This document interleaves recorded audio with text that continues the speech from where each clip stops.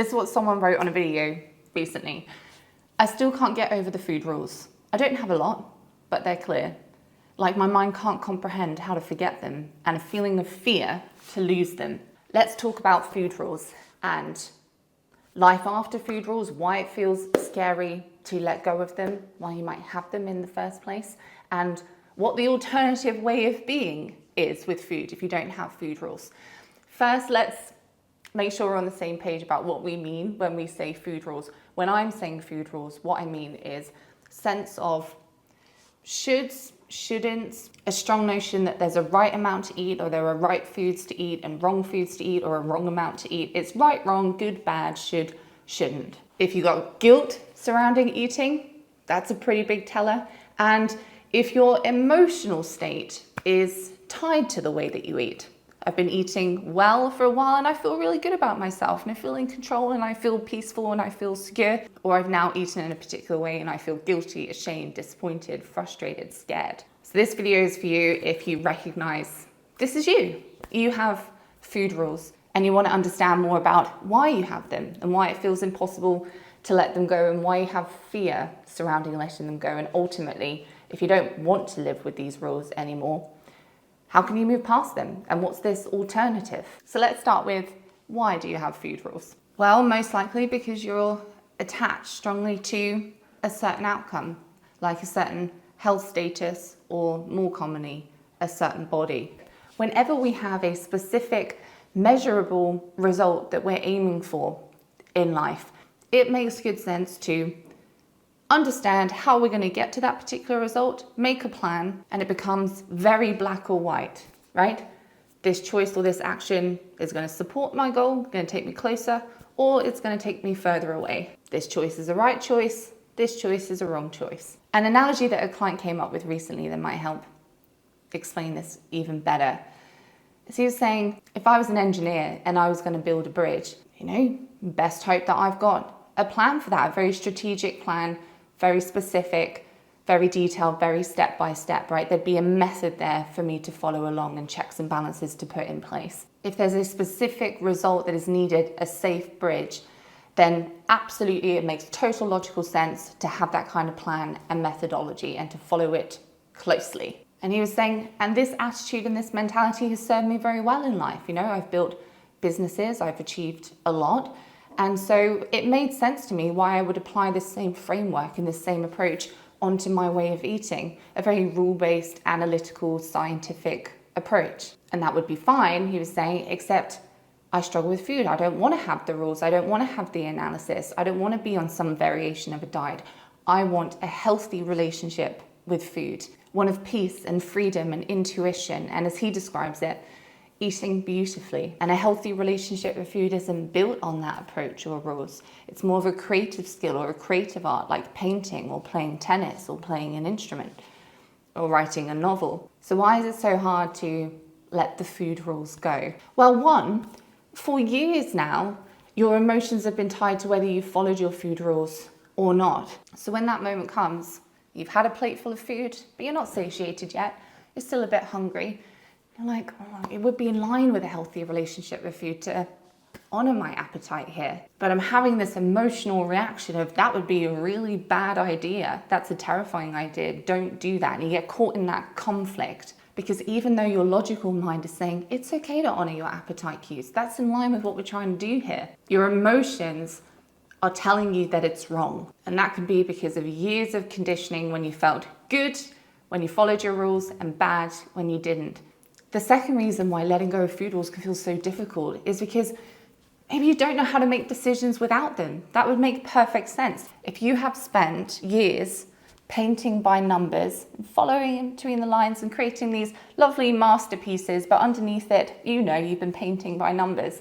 If you've been doing that for ages and then someone comes along and is like, okay, now I'd like you to paint me something. You'd be like, but I don't actually know how to do that without the framework. I've spoken about this in so many videos now, so if you want to go deeper on this, I'm going to leave them linked down below for you. It is going to feel absolutely impossible to most of us to let go of our food rules, that decision-making framework, when we have not yet built a new decision-making framework around food.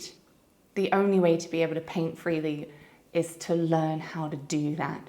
Please don't beat yourself up for continuing to default to food rules when you don't yet have a way of confidently making decisions around food without them. As I say, if you want to explore this deeper, I highly recommend that you do. I'll leave videos linked down below where I've gone into this in depth. What is this other decision-making framework and how can you build it? So why can it be scary, the idea of letting food rules go?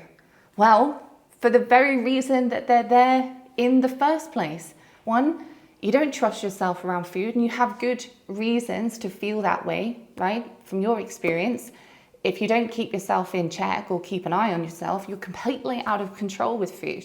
The absence of food rules is kind of some variation of I can do what I like, and your experience tells you that's not safe. I imagine that if you had full trust in yourself around food, to the point that not trusting yourself around food seems absolutely ridiculous as a concept, and you had healthy control with food, probably wouldn't be so afraid of letting the food rules go. They probably seem a little bit redundant at that point. But if you don't yet have a healthy relationship with food, if you don't yet have all of those things, and you do feel out of control and obsessed with food still and have emotional eating urges and you don't trust yourself at all, yes, the idea of letting food rules go is going to be understandably terrifying. The solution isn't just to let them go. I think that's terrible advice. The solution is let's build up a healthy relationship with food so that you have no desire to have food rules in the first place. If you don't know how to develop a healthy relationship with food, you're not alone in that.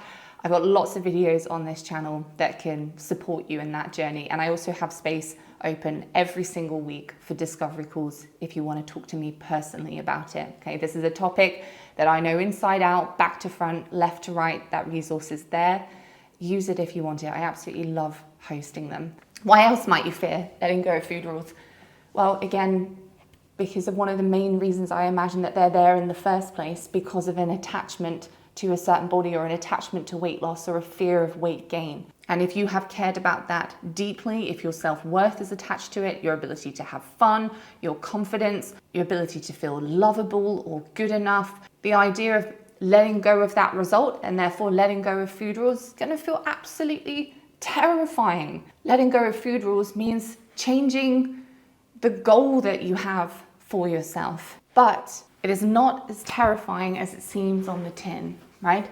Because in your mind, it might feel like, oh, I need to let go of ever feeling confident or let go of ever feeling good enough or feeling like I've reached my potential. And I'm afraid to do that, understandably. But what the goal actually becomes is, I want to feel good about myself regardless of my body. I want to know that I'm lovable and acceptable and safe to be myself and live my life to my fullest. I want to be free from my body running the show. I want to care about my health genuinely for my health's sake. I want to care about my well-being genuinely for my well-being's sake. I want to care about my fitness genuinely for my fitness' sake. It's not about giving those things up. That would be a terrifying idea.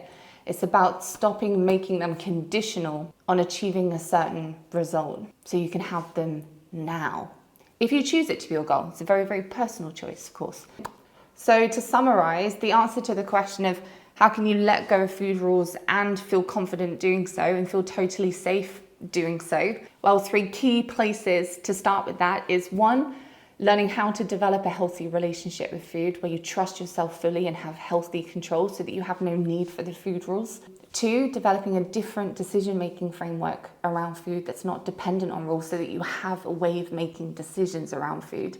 And 3, understanding what it is that you have attached to a certain result of a body and learning, if you want to, how to become that person, that version of you, who you actually are now and regardless of your body. And if you want to learn more about that, then I've also made a video on that specifically. I'll leave it linked up here and I'll also put it down below for you. I think it's called You Don't Want a Different Body, You Want What's Attached to It. But be patient with yourself, be kind to yourself. I know it can be hard. Recognize that these are significant things. You're changing your way of being and your identity in this process. And it's not an overnight thing and it doesn't need to be.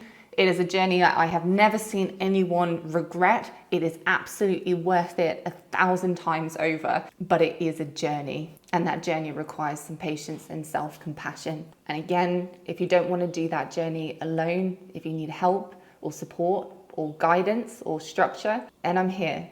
all right? I do take on clients privately to do that journey with them. And if you're interested in exploring that, then you'll find a link for a discovery call link down below. Thank you so much for watching. I hope this was helpful. Leave any questions that you have, and I'll see you in the next one. Bye for now.